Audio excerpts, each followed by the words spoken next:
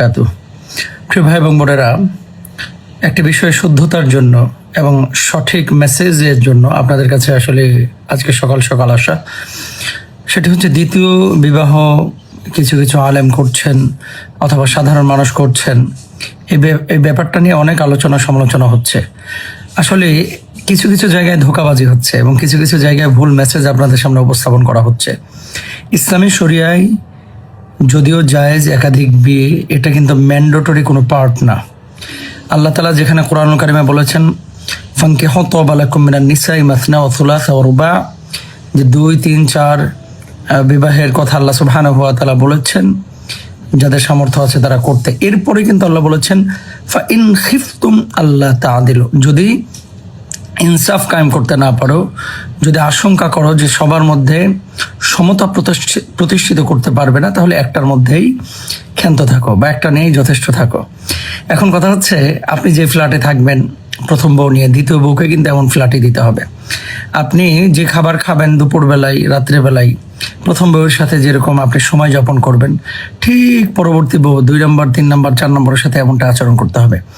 বাংলাদেশের প্রেক্ষাপটে যেখানে আপনার অনেক মানুষকে স্ট্রাগল করতে হচ্ছে চরম লেভেলের এক বউ বাচ্চা নিয়ে স্বাভাবিকভাবে চলাচল করার ক্ষেত্রে, সেখানে আপনি একাধিক বিয়ে করছেন, এটা আপনার সামর্থ্য থাকলে আপনি করতে পারেন। সোশ্যাল মাধ্যমে নিয়ে এসে মানুষের সামনে যেভাবে উপস্থাপন করছেন যে শরিয়া মনে হয় শুধু এই দ্বিতীয় বিয়েই, শরিয়া মনে হয় 3টা বিয়ে, কার দুলাভাইকে বিয়ে করছে, কার শালারেকে বিয়ে করছে, কার দুলাভাই শালিকারেকে বিয়ে করছে, এই যে সমস্ত মানে আচরণগুলো, সাধারণ যারা অমুসলিম ইসলাম সম্পর্কে জানতে স্টাডি করছে অথবা নতুন করে দিনে ফিরতে যাচ্ছে, তাদেরকে আপনারা কি মেসেজটা দিচ্ছেন? সমাজে জেনা ব্যভিচার থেকে বিরত থাকার জন্য যারা বিয়ে শাদী আপনারা করেছেন, 1টা অথবা 2টা তো আপনার জন্য যথেষ্ট ছিল। দ্বিতীয় বিয়ে করলে আপনি গুনাহ থেকে বেঁচে থাকতে পারবেন, তৃতীয় বিয়ে করলেই গুনাহ থেকে বেঁচে যাবেন। এটা আসলে ব্যাপারটা এরকম না, এটা হচ্ছে দৃষ্টিভঙ্গির বিষয়। বড় বড় শাইখুল হাদিস, মুহাদ্দিস, উলামা ইকরাম, সালফে সালেহিন, তারা কি একটা বউ নিয়ে বিয়ে শাদী করে জীবনযাপন করে নাই? স্ত্রী প্রেগনেন্ট অবস্থায় আছে, এমত অবস্থায় যেখানে আপনি তাকে সহানুভূতি জানাবেন, যেখানে আপনি তার বাচ্চার জন্য আপনি মুখিয়ে থাকবেন, সেখানে এত ইশক আপনার কোত্থেকে আসে?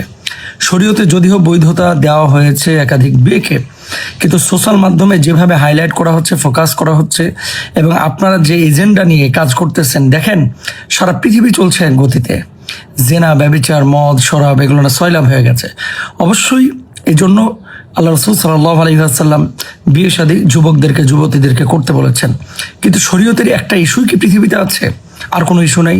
কিছু মানুষকে দেখা যায় 24 ঘন্টা এদের টার্গেটই হচ্ছে এই যে একাধিক বিয়ে, দ্বিতীয় বিয়ে, 3 নম্বর বিয়ে, কার বউকে কে বিয়ে করেছে, এগুলো নিয়ে অতি উৎসাহী। এবং সোশ্যাল মাধ্যমের এই জামানায় যদি পাবলিক পালস আপনি বুঝতে না পারেন, দেখেন তো দিনের এই যে আপনি যে একাধিক বিয়ে করেছেন, এটাতে দিনের বিশাল বড় কি বিজয় হয়ে গেছে? আরে ভাই, আপনার প্রয়োজন থাকলে আপনি গোপনে করেন না। গোপনে বলতে আপনি আপনার গণ্ডির মধ্যে থাকে করেন, আমি বলছি না চুরি করে। কিন্তু এইভাবে মিডিয়ায় ফোকাস করা, গর্বের সাথে বলা, আরও অন্যান্য শরিয়ার অনেক বিষয় আছে, সেই বিষয়গুলো কেন আপনারা ফোকাসে নিয়ে আসেন না? আর এটাই কি মূল এজেন্ডা? যেখানে ইরানে মুসলিমরা মার খাচ্ছে, মুসলিম বিশ্ব সংকটের মধ্যে আছে, সেই জায়গাগুলোতে বাংলাদেশের মুসলমানরা সুদ, ঘুষ, জেনা, ব্যভিচার সব কিছু একেবারে ম্যাসাকার হয়ে গেছে। সেই জায়গাগুলোতে আপনি উন্মুক্তভাবে অনেক কাজ করছেন, আপনি করবেন। আপনার তো সুদূর প্রসারী কিছু প্ল্যান, প্রোগ্রাম এবং এগুলো নিয়ে আপনার ফিকির করা উচিত ছিল, তাই না? ধ্যানে জ্ঞানে সর্বক্ষণ যদি কোনো মানুষের মধ্যে দ্বিতীয় বিয়ে, তৃতীয় বিয়ে এবং এগুলো নিয়ে সোশ্যাল মাধ্যমে আলোচনা, পর্যালোচনা, সমালোচনা, এগুলো নিয়ে আপনারা পড়ে থাকেন, আসলে দিনের খুব বেশি উপকার আপনাদের দেওয়া হবে না।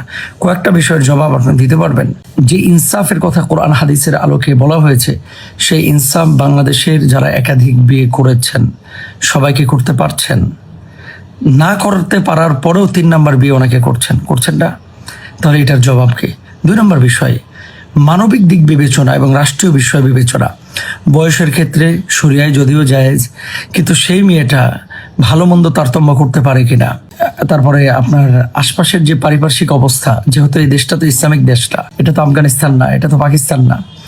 এই দেশের মানুষের মেন্টালিটি, এই দেশের মানুষের সেন্টিমেন্ট যারা এখনো দিন বোঝে না, তা আপনি যখন হুট করে একটা সিদ্ধান্ত নেবেন, সোশ্যাল মাধ্যমে জাতীয় সমস্ত গণমাধ্যমগুলো যখন এভাবে নিউজ করলো, পাবলিকের কাছে মেসেজটা কি গিয়েছে এবং ইসলাম সম্পর্কে মানুষের ধারণাটা কি হচ্ছে।